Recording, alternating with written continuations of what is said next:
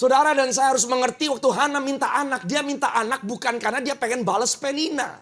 Kalau Hana mau menang terhadap Penina, Hana perlu lebih dari satu anak. Karena Penina anaknya udah banyak. Hana gak punya anak. Kalau Hana mau perang lawan Penina, sebetulnya Hana lebih dikasih oleh Elkana daripada Elkana mengasihi Penina. Jadi waktu Hana minta Samuel bukan karena dia pengen ngalahin orang lain. Waktu Hana minta Samuel bukan karena Hana pengen dapat perkenanan suaminya. Saudara gak bisa hidup benar di mata Tuhan. Kalau Anda harapkan kalau saya datang ke Tuhan, saya minta supaya saya dikenal sama suami saya. Supaya bisnis saya lancar. Supaya anak-anak diberkati. Kamu salah, kamu ngejar Tuhan. Waktu Hana mengerang buat Samuel, Hana membuat nazar dan berkata, Tuhan, kalau Tuhan bisa kasih aku satu anak secara spesifik dia minta, aku minta anak laki-laki. Kalau Tuhan kasih anak laki-laki, pisau cukur gak akan menyentuh kepalanya.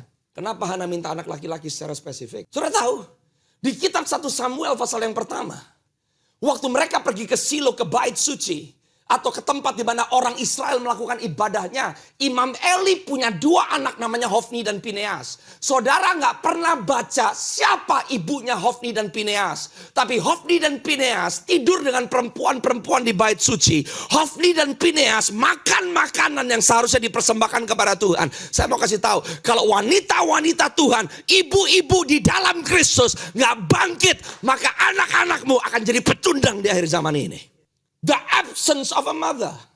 Anda gak pernah baca ibunya Hofni siapa? Anda gak pernah baca ibunya Pineas siapa? Saudara ngerti gak? Generasimu butuh saudara loh. Apa yang saudara tanamkan ke anak-anakmu itu penting. Apa yang saudara bangkitkan di dalam orang-orang yang lain, bukan hanya anak-anak biologismu, itu penting. Wanita punya peran. Wanita akan menghidupi panggilannya. Waktu para wanita berhenti hanya hidup untuk dirinya sendiri.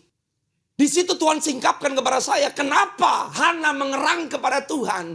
Dan Tuhan dengar doanya. Ternyata waktu Hana minta seorang anak laki-laki, dia anak ngeliatin Hofni dan Pineas yang bobrok di rumah Tuhan. Bayangin loh, orang udah mandul, gak bisa punya anak, tapi dia berani datang ke Tuhan dan berkata, Tuhan, aku tahu aku lagi memiliki kemustahilan. Rahim ini gak bisa ngelahirin anak. Tapi aku minta Tuhan, pakai orang yang gak berdaya ini. Pakai orang yang mustahil ini. Pakai orang yang gagal ini. Pakai orang yang suka dicibir ini. Jadikan aku jawaban, bukan buat aku sendiri. Supaya Tuhan, engkau bisa mendapatkan seorang anak yang bisa melayani Tuhan dengan integritas.